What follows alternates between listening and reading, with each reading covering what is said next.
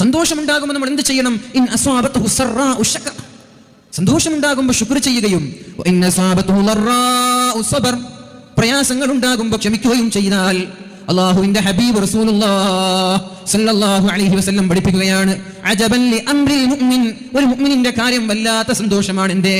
കുല്ലുഹു ഖൈർ, അവൻ എല്ലാം നന്മയാണ്, എല്ലാം പുണ്യമാണ്, എല്ലാം സന്തോഷമാണ്, എല്ലാത്തിലും പ്രതിഫലമാണ് ഒരു മുഅ്മിനിന്. വേറെ ഒരാൾക്കും ഇത് കിട്ടാൻ പോകുന്നില്ല.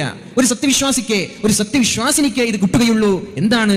ഇവൻ സന്തോഷമുണ്ടാകുന്ന സമയത്ത് ശുക്ർ ചെയ്യുകയും പ്രയാസമുണ്ടാകുന്ന സമയത്ത് സ്വബർ ചെയ്യുകയും ചെയ്യുന്നത് കൊണ്ട് എല്ലാ സമയത്തും നന്മ ലഭിക്കുന്ന ഒരേ ഒരു സമൂഹം അത് മുഅ്മിനീങ്ങളാണ്. അതുകൊണ്ട് നമ്മൾ എന്ത് വേണം? സന്തോഷമുണ്ടാകുമ്പോൾ ശുക്ർ ചെയ്യുക, പ്രയാസങ്ങൾ ഉണ്ടാകുമ്പോൾ നമ്മൾ അള്ളാഹുവിലേക്ക് താണുക്കാൻ അപേക്ഷിച്ച് സ്വബർ ചെയ്യുക, ക്ഷമിക്കുക. അള്ളാഹു നമ്മുടെ പ്രയാസങ്ങളൊക്കെ നീക്കി തരുമാറാവട്ടെ. അതേപോലെ പൊതുവെ ആളുകൾ അഹങ്കാരികളും ധിക്കാരികളുമായി മാറുന്നത് സമ്പത്ത് കൈ ലഭിക്കുമ്പോഴാണ്.